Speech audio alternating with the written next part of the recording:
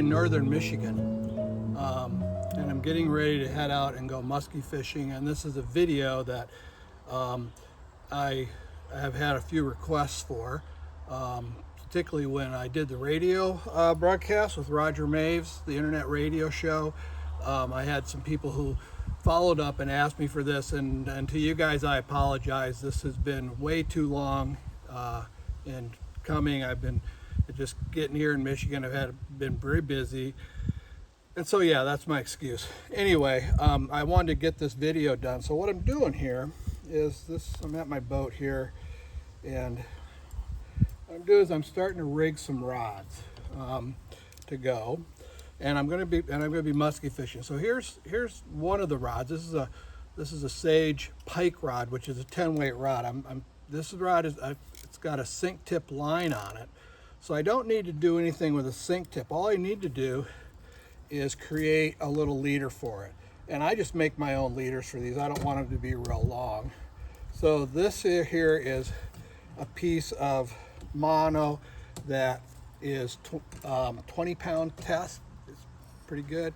And then I've got 30-pound wire on the end. That's all it is. You use an Albright knot here in the middle here to connect it, and then to the end I put a little clip, a little Rio clip, and then my flies, I just clip my flies in and off that. So this is pretty simple to set up. I mean, once you tie this up, all you do is you come in here, and it's just a loop to loop thing. So I'm going to use the loop at the end of the fly line, thread this through, and bring it through here. Get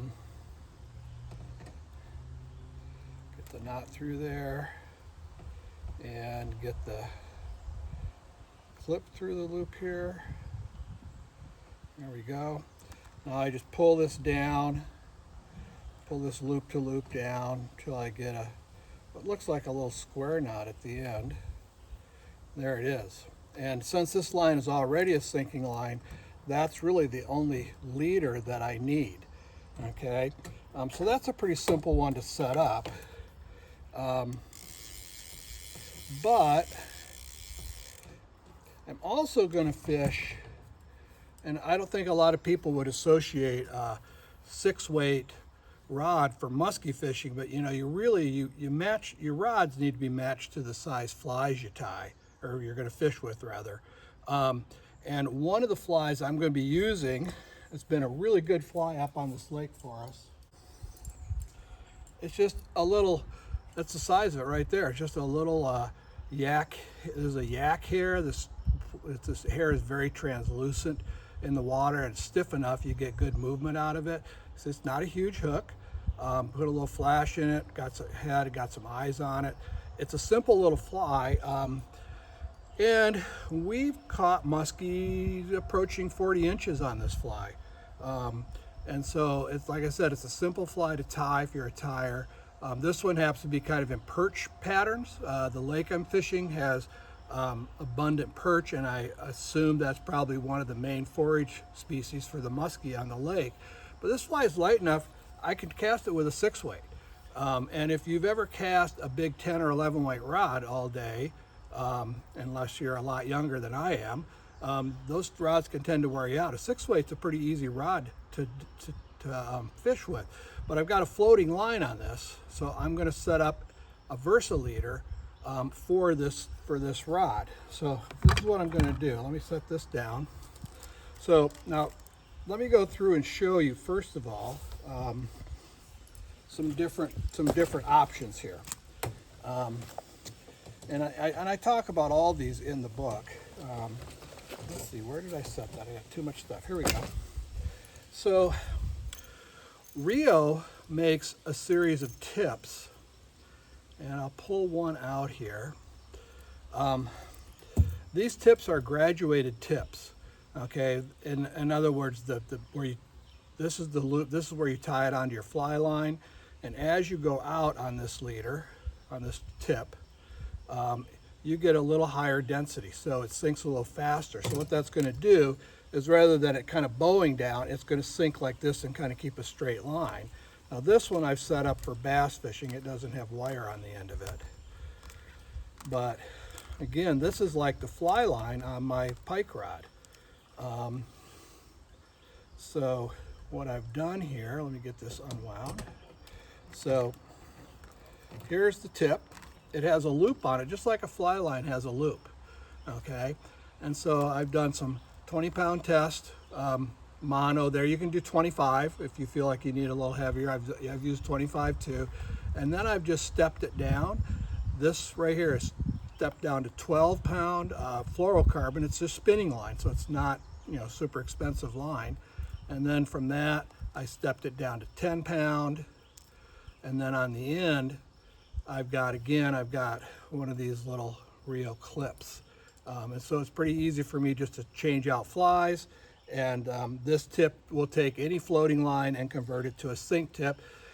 And you can pretty effectively fish water that's, you know, maybe up to 8-10 feet deep with this leader.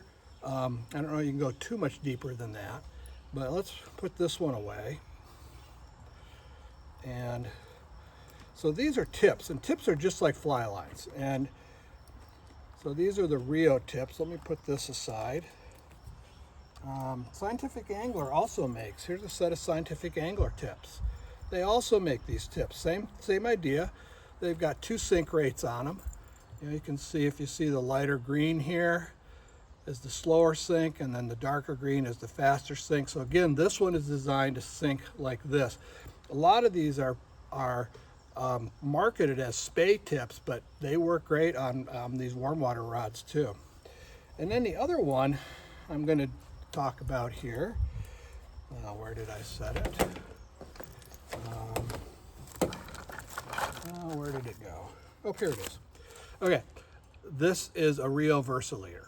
Okay, it's on 25-pound nylon, 25-pound mono, and this is a new one, so let's pull it out. And so I'm going to uncoil it here,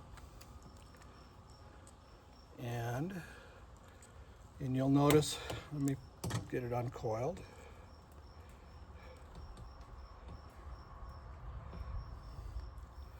You'll notice at this end I got a loop. So to my floating line, I'm just going to do a loop-to-loop connection. Down on this end now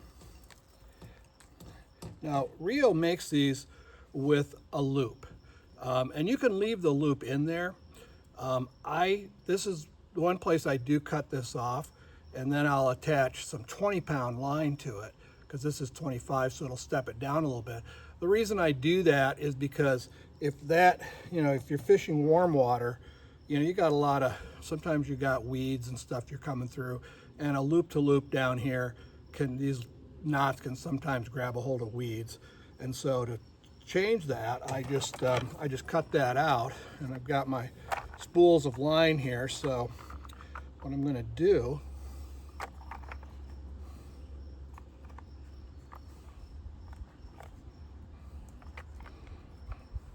is I'm going to start here with my 25-pound test.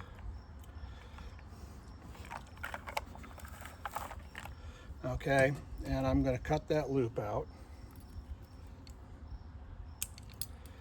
Okay, so I'm going to come in here and I'm going to tie a blood knot. You can do a surgeon's knot also, but I like blood knots. They're a straight line connection. And the advantage is that you can see I haven't cut the line off the spool yet.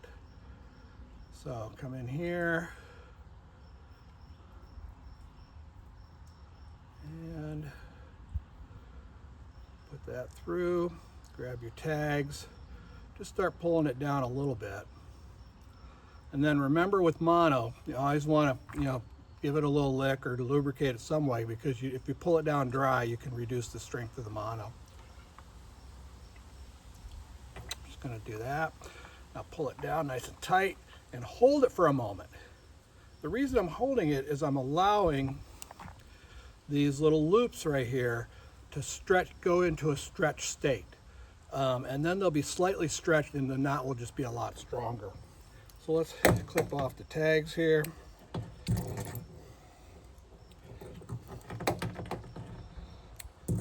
And so now, see, this is the little short piece of monofilament here that's 25 pound. But now I can come out here and I can have a longer butt section, or a longer section that I don't have to worry about. Let's pull this up here. Okay, so there's a little longer section to it. All right, now I'm going to come in here and I'm going to go to my 15 pound test.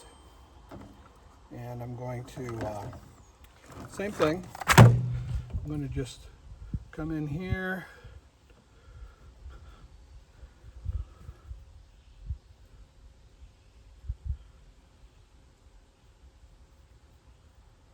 And do another blood dot. Oh, come here, get a little longer tag here.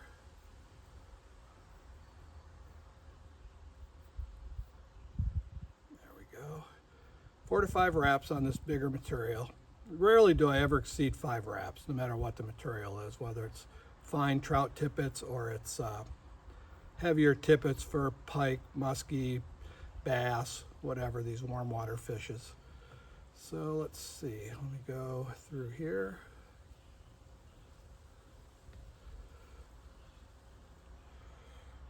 Yeah, my eyesight, there we are. Did I get through there? Okay.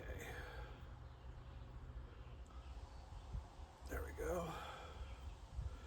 Okay, now let's hold on to these tag ends, start pulling this knot down. And let's tighten it up. And there's no magic to stepping it down. You know, you're just, all you're doing is you're stepping this line down, and you can use any line you want. I tend to use the Maxima Chameleon and just some spinning fluorocarbon, just because it's a little cheaper than fly fishing, and you know, you're not really trying to build a leader that's gonna be a real refined leader for turning over and stuff. You're just building a short leader. So there's my first knot. This is how long that middle section is, stepping down. Now I'm going to come in here and I'm going to take my 12 pound test fluoro. This is just a Berkley fluoro spinning line. And we'll tie this up.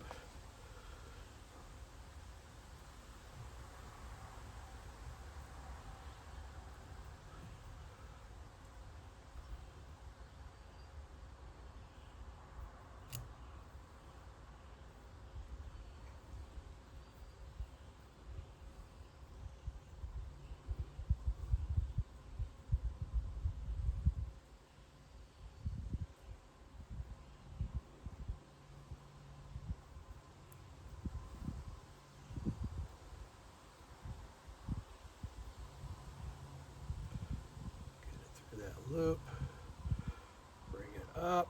Okay, there we go. Now I'm just going to tighten this down. And this is going to be my final tippet section. I'll make it just a little bit longer. Okay, now let's clip the tags off this.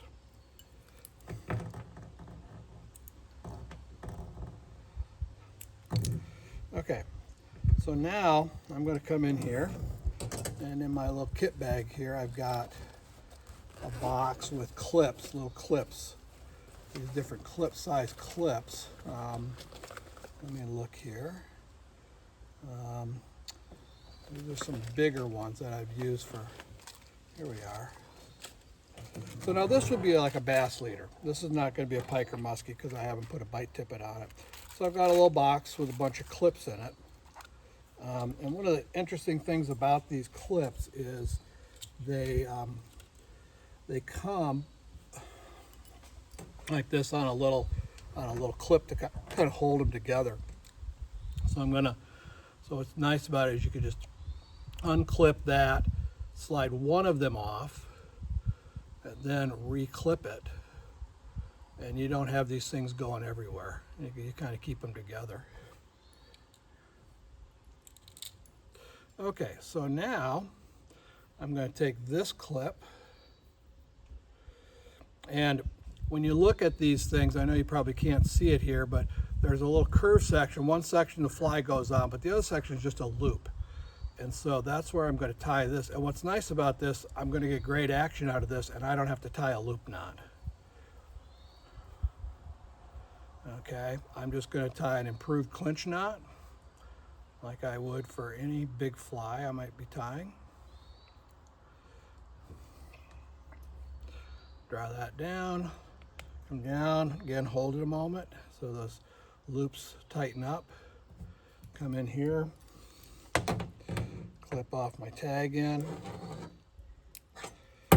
Okay, and so there you have it. So now all I have to do is, let's come back here to the beginning. Now all I have to do is when I'm fishing with one of my bass rods, I just unclip the standard, monofilament leader and swap it out with this leader. And now I've got a 10-foot sink tip. I've got everything all set up. I don't have to do too much rigging at all. It's just a matter of changing out the leader, get to this one, and then I can put whatever I want here. Sometime if I were bass fishing, maybe a real large nymph pattern, a woolly bugger, or maybe some type of bait fish pattern. So that's how I rig the lines for bass. So let me wind this back up and put it away. And this one is a 5" per second sink rate. They come in different sink rates, so you just pick which sink rate you want. 5" per second is fairly quick. It's one of the faster ones, and you can get down in pretty deep water. So anyway, that's that.